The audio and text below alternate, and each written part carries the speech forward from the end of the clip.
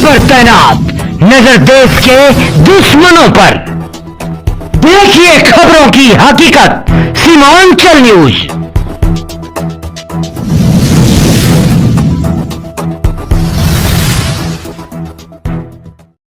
Seemanchal news Lok Sabha चुनाव 2024 शंखनाद में आपका हार्दिक अभिनंदन।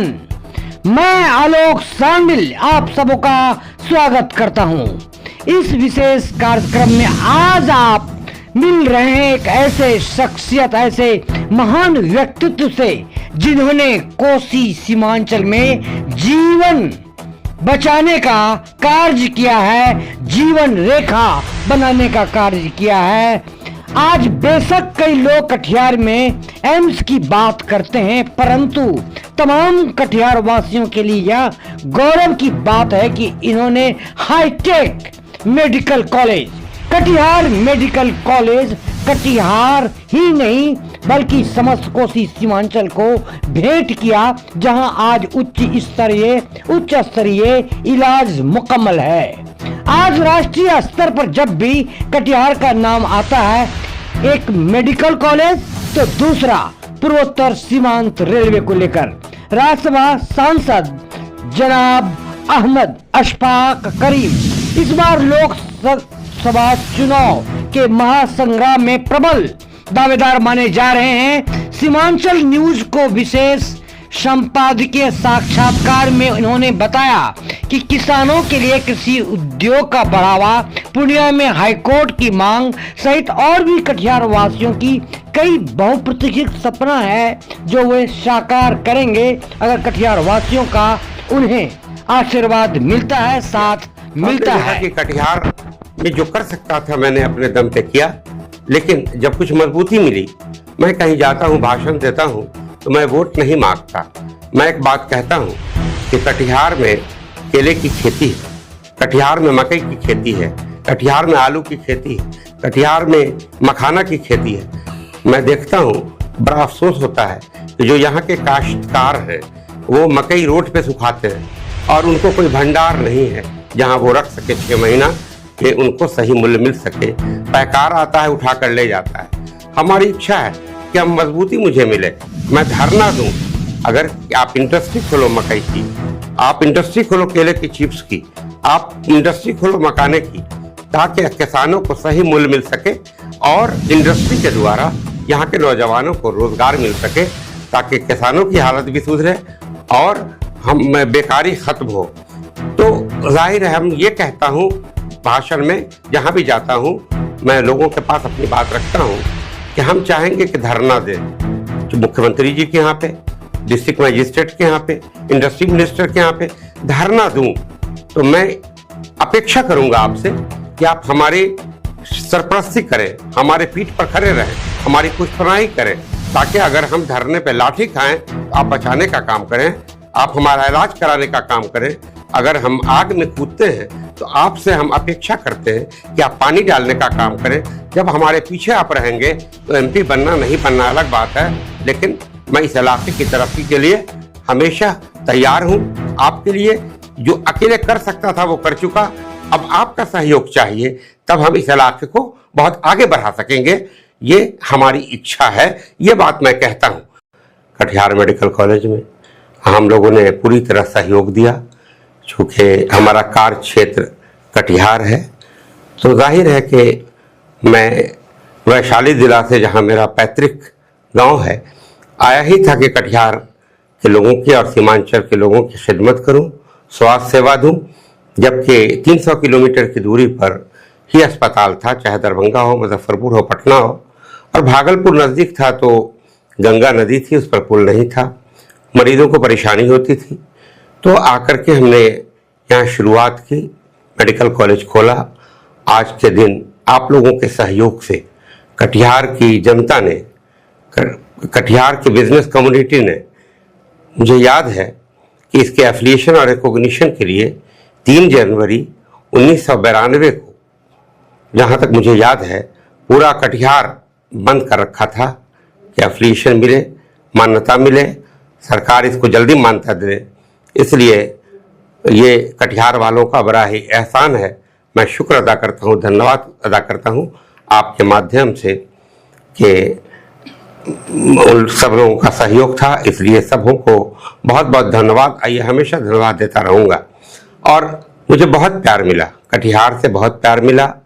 लोगों ने, एक ज़माना था कि सूर्यदेव बाबू जिंदा थे, सीताराम चमरिया जी थे जिंदा, इन तरह के लोग, काफ़ी लोग थे हूँ।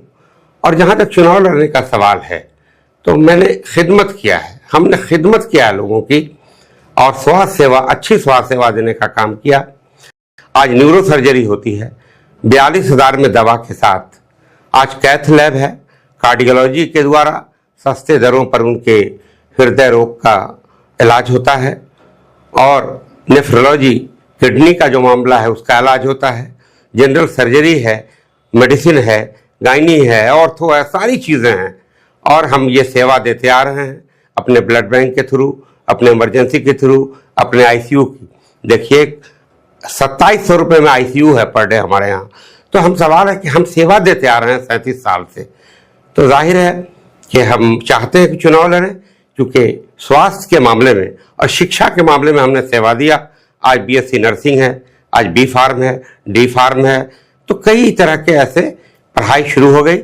जिस पॉलिटिक्स अपनी जगह है, पॉलिटिक्स में आने के बाद या जीतने के बाद या राज्यसभा में आने के बाद मैंने ये चीज़ें यहाँ के लोगों को नहीं दिया है, बल्कि बगैर किसी पावर के, बगैर किसी हाउस के मैं करता रहा हूँ। और ये जब तक मेरी ज़िंदगी है मैं करता रहूँगा यहाँ की सेवा। शिक्षा के मामले में चाहे जिस तरह की भी शिक्षा हो, जो भी हमारा इकोनॉमी हमारा परमिट करेगा, मैं आगे बढ़ाता रहूँगा शिक्षा को, कि यहाँ के लोगों का लेवल, बच्चों का आगे बढ़ता रहे।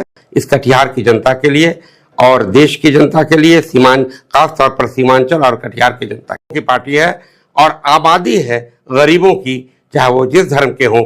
इसलिए हमारी सरकार केंद्र में बनने जा रही है, इंडिया गठबंधन की बनने जा रही है, क्योंकि लोगों का यकीन बन चुका है। और 10 साल में जो नरेंद्र मोदी जी की सरकार में क्या हुआ नहीं हुआ, जनता पूरी तरह अवगत है। आप खुद देख रहे होंगे कि जो सोशल मीडिया पर जो चीज़ें आती थी वो अब उल्टी आ रही है, उल्टी गंगा बह रही है। लोगों के महंगाई को लेकर, बेरोजगारी को लेकर, और जितनी वादे उन्होंने किया था वो सारे खोखले साबित हुए। तो जनता समझ चुकी है। इसलिए ये बात बिल्कुल साफ है कि इंडिया गठबंधन की सरकार बनने जा रही है। और मैं कहता हूं कि बड़े अच्छे पोजीशन से, बहुत ज़्यादा मेंबर के साथ ये सरकार बनेगी और ज़रूर बनेगी। किसानों को दुगनी आमदनी कर देंगे, वैसा वादा इंडिया के लोग नहीं करते हैं, जो असंभव है। लेकिन जो बन पाएगा, उनकी गरीबी दूर करने को, उनको रोजगार देकर करने को, उनकी काश्तकारी मजबूत हो करने के लिए अगर हमारी सरकार बनेगी तो उसके लिए कुछ न कुछ प्रोजेक्ट बनाकर काम करना चाहेंगे हम लोग। और उसका खमियाजा भाजपा को भी भुगतना पड़ेगा, यानी एनडीए को भी बिहार में ये खमियाजा भुगतना पड़ेगा।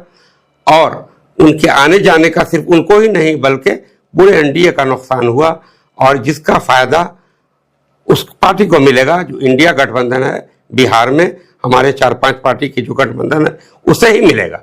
इसलिए कि लोगों का यकीन इस पर बना है। आपने देखा कि जब रोजगार का मामला आया, पार्टी में हो या पार्टी से अलग हो, बहुत उम्मीदों के साथ देख रहा है। लंबे रेस का घोड़ा है और आगे वही एक लीडर है यहाँ बिहार में जो लंबे दिनों तक चलेगा। और सबों की, हमने अपोजिशन में रहकर यहाँ के लिए इंडस्ट्री मांगने का काम किया राज्यसभा में, हमने शिक्षा को आगे बढ़ाने का काम किया, सरकारी और भी केंद्र सरकार को यहाँ एक सेंट्रल यूनिवर्सिटी पूर्णिया में बनाई जाए उसका मांग किया। मैंने रोजगार, इंडस्ट्री खुले ताकि रोजगार मिले। यहाँ कभी कभी ऐसा होता है कि मकई की फसल में नेहरा हो जाता है। मैंने कहा ये नेहरा क्यों होता है, आप इसको रिसर्च कराओ, आप पता करो कि वो दाना नहीं होता और काश्तकार का नुकसान होता है। यहाँ फ्लड बुरी तरह आता है, जिस फ्लड से काश्तकारों का अनाज या क्या कहते हैं फसल बर्बाद हो जाती है। तो तुम इस फ्लड को रोकने के लिए दूसरे मुल्क से, नेपाल से या जहाँ से बात करना है बात करो। मैं सवाल उठाता रहा और हमें जो संसदीय कोष से जो पैसे मिलते रहे, यहाँ की सड़कों में हमने खर्च किया, यहाँ के नालों में हमने खर्च किया, यहाँ सामुदायिक भवन हसनगंज की तरफ बनाने का काम किया, हमने अभी ओपन जिम देने का काम किया शरीफगंज में, हमने एक विवाह घर बनाने के लिए या सामुदायिक भवन बनाने के लिए। और मैं उम्मीद करता हूं कि इस खिदमत को यहाँ की जनता सराहेगी और वो हमारे लिए खुशी की बात होगी। और मैं उम्मीद करता हूं कि आज के दिन में जो बच्चे 18 साल और पहले पैदा हुए थे वो भी बालिग हो चुके हैं, जो जब 37 साल पहले पैदा हो चुके हैं, जाहिर है कि उनकी किशोर अवस्था नहीं बल्कि युवा अवस्था हो चुकी है। आज उनकी समझ इतनी है कि अगर इस इलाके में किसी ने कुछ काम किया है शिक्षा के क्षेत्र में या स्वास्थ्य सेवा के रूप में, रात में भी जाइए तो इमरजेंसी खुला हुआ है, लोगों को एक इत्मीनान है कि यहाँ पर एक ऐसी जगह है जहाँ उपचार हो जाएगा और पैसे एक जिस चीज़ के पैसे लिए जाते हैं वो बहुत रिजनेबल और ज़्यादा सेवा बिल्कुल निःशुल्क है, इमरजेंसी भी बिल्कुल निःशुल्क है। तो लोग ये समझते हैं कि अशफाक करीम ने काम किया है, तो मुझे उम्मीद है कि हमारे काम की वजह से वो ज़रूर हमारी तरफ देखेंगे और वो हमें कामयाब करना चाहेंगे ताकि आगे और भी हम दूसरा काम कर सके, सेवा और सेवा का स्पेक्ट्रम, सेवा को और बड़े पैमाने पर हम अपनी सेवा कटिहार को दे सके। इसलिए मेरी आशा है कि वो ज़रूर हमें कामयाब करने की कोशिश करेंगे और कामयाब करेंगे। यहाँ साफ पानी मिले, आर्सेनिक पानी फ्री पानी मिले, आयरन फ्री पानी मिले, इसके लिए मैं सवाल उठाता रहा कि इस पर केंद्र सरकार को भी सोचना चाहिए कि किस तरह से स्वस्थ रहे वहाँ की जनता, जहाँ आयरन मुक्त और आर्सेनिक मुक्त पानी मिले, जो आज तक नहीं हो सका। और अपोजिशन में हूँ तो जाहिर है कि मांग ही कर, दूसरी मांग हमेशा मैं करता रहा कि डिस्ट्रिक्ट कोर्ट से सीमांचल के लोग जब हार जाते हैं तो अपनी गरीबी की वजह से, कम पैसे की वजह से चुपचाप बैठ जाते हैं। तो हमने कहा असंतुष्ट होकर, तो मैंने मांगा कि पूर्णिया में एक हाईकोर्ट का बेंच होना चाहिए। जब बिहार झारखंड एक जगह था तो रांची में बेंच था पटना हाईकोर्ट का, उसी तरह पूर्णिया में हाईकोर्ट का बेंच बनाया जाए ताकि वो फिर हारने के बाद जब असंतुष्ट होते हैं तो वो जा सके। पटना का खर्चा वो बियर नहीं कर सकते हैं, वहाँ की फीस वकीलों की बियर नहीं कर पाते, आने जाने का खर्चा इतना महंगा हो गया, ट्रेन पेट्रोल डीजल कि आना जाना मुश्किल होता है।